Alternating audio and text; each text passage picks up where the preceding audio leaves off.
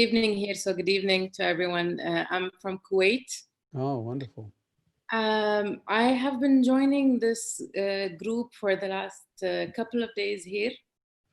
And I started my journey in mindfulness, I'd say, approximately a year ago. It started with questioning different things regarding senses. I was curious about the senses and how do we understand things around us and how can we pay attention to a certain sense, and it would completely make a huge difference by enjoying the little things around us that we never notice in our daily life, but pay attention to them, you just enjoy it. And then I heard about an MBSR program that was going here in Kuwait, and I joined it, and it was a beautiful journey, honestly. Oh, I'm glad to hear that. It was beautiful. It's just, I started exploring other things. I had a chronic pain, and I still have it, but going through mindfulness and like the MBSR program, it helped me kind of understand it more and just, you know, be with it. And like, so I got attached to the physical aspect of when I meditate, it's always thinking of the positive, or like I would say, focusing on the physical aspect of it. Where is the pain? How is the pain? You know, and just being with it and staying with it, which I struggle now with. Is the emotional part, which, you know, trying to get to the emotional part when it comes to, I know I'm feeling like a lot of feelings and a lot of things, but I don't get, I don't get to be with them because somehow I just don't understand or can't figure out where they're coming from. And I try to, you know, just, I don't have to know where they're coming from. I don't have to know at the beginning how they are and just be with them. But I can't even be with them without knowing what are they, if it makes any sense. It's only that part that I think is like, how can I tap into that part and like explore it, because I do feel that I need it in my life, because I get to points where, whether at work, whether it's, you know, in different situation of life, where I just can't breathe at some point, and like I can't even speak up. I would get kind of like, either I would call them like some chokes or tears, or that I don't know why I'm having them. Sometimes at work, which really disturbed me a lot. I tried to, yeah. So I don't, and I tried to be with them. I tried to stay with them, and I don't know how to explore it further. What is there any readings that you recommend? Is there any kind of thing that you would suggest to focus on during either these parts of like? Yeah, I don't know you well enough to really be able to make too specific recommendations. And I'm not even, you know, familiar with your culture, or I've never been to Kuwait. So I don't know, you know, sort of really what the landscape is enough, but let's inquire a little bit together. I mean, are there particular circumstances where this comes up for you? The recent one that actually I thought it has been an issue. It was work. At work.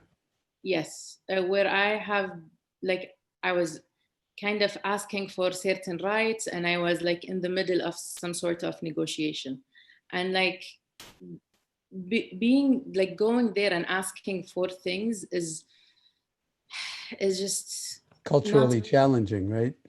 Yeah. Well, you know, I don't know much about your society at all, but I do know that women around the world have been basically in some way or other disregarded for, you know, centuries. And in this day and age, I think the world is beginning to wake up to the fact that that's a huge injustice. and it carries all sorts of suffering with it. And none of this is easily kind of like fixed. Do you know what I'm saying? It's not like, oh, well, just meditate and, disregard for your embodied presence or capacity for problem solving or whatever it is, judgment, clarity, your you know, your, sort of the positive dimensions of your being that might contribute to the work environment in ways that work needs people to be engaged fully in their work, be imaginative, be creative, take responsibility and stuff like that. But if you feel in some sense that the forms are straitjacketing you or constraining you in one way or another, well, let me just ask you, is that part of it? I think it could be somehow. Okay, because I don't know again. So this is really on you, your homework, so to speak, for the next year or two, and there's plenty of time, but to trust your own intuition that maybe there's nothing wrong with you, and maybe it's not, sort of like you're trying to hide or escape, but that you're not being seen or felt or heard or recognized for the full spectrum of what you might have to offer to the work setting. And if that's the case, then again, I don't know the culture at all, but the more women become empowered, the more you either change the work setting or you change the job. Do you know what I'm saying? And over time, the society changes, the culture changes. This is huge, though, and an enormous source of suffering in my country and in many, many countries. And the one thing I would say, so it's like trust yourself. Don't sell yourself short. Okay, life is too short to do that. And if you feel that you have a certain way that you want to be related to, want to be respected, want to be able to contribute in the world, and the world is putting barricades and barriers here and there, then survey the lay of the land and ask where could the water flow past the obstacles. And there are certain kinds of energy, and I think feminine embodied intelligence in the form of love certainly fits that metaphor, like water flowing down a mountain. If it runs into an obstacle, what does it do? Just finds a way around the obstacle. If it runs into 10 obstacles, it finds 1,000 different ways around down the mountain. So I think that's a kind of general principle that you could, in some sense, help yourself to remember so that you don't wind up blaming yourself for barriers and obstacles that are preventing you from flowering in all the different domains of work and responsibility that human beings, all of us want to, adults especially, want to flourish in our lives. I don't know if this is helpful or not because I'm kind of this, so, you know, this kind of way of interacting has its limits in terms of like, trying to compress into a very short time in conversation something that's deeply, deeply profound. So we both have to work on trusting our intuition in a certain way. We appreciate it. Thank you so much. So This is do you an have any invitation. response to what I've just said? More I than, think I think the waterfall image that you have mentioned and like the different obstacles and working around them is something that is very relatable. Like when you have talked about it, I think that's something that and that's what I have been doing for the past 7 years since I moved back home. And that's how I have been working is if I find one door closed, I would, yeah, go and try to find something else and work around it somehow. And I have been blessed to get to things and get to places where I want. It hasn't been like an issue, like a glad complete to issue, hear that. but it's that feeling that goes through it, that it's those doors that you face, and like the pain and the struggle that you reach when you think you're almost there, but then you have to Yeah. take the So detour, this is a matter of like your sovereignty as a human being, really, and needing. We all need to be recognized for the full dimensionality of who and what we are as human beings. Often work settings don't exactly do that. They just want somebody to fulfill a certain job. Don't ask too many questions. Don't cause any trouble, and don't think too much about what the bigger picture is. So, but this is changing. The world is changing, and in some sense, I'm guessing that you are helping Kuwait society stretch the envelopes in whatever ways that you can. So, most important thing is not to take it personally if it's not personal, because that could lead to like you're feeling badly about yourself instead of just seeing that the society is having to recognize things that for a long time it hasn't recognized.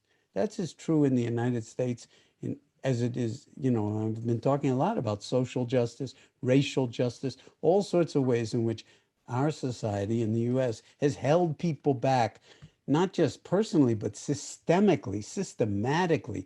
And the laws have supported all that. And then when people complain about it, they say, well, it's all your problem. It's not our problem. It's just the way it is. It's not the way it is. It's a human constructed, sort of universe that has only limited validity and is often based on injustices that need to end.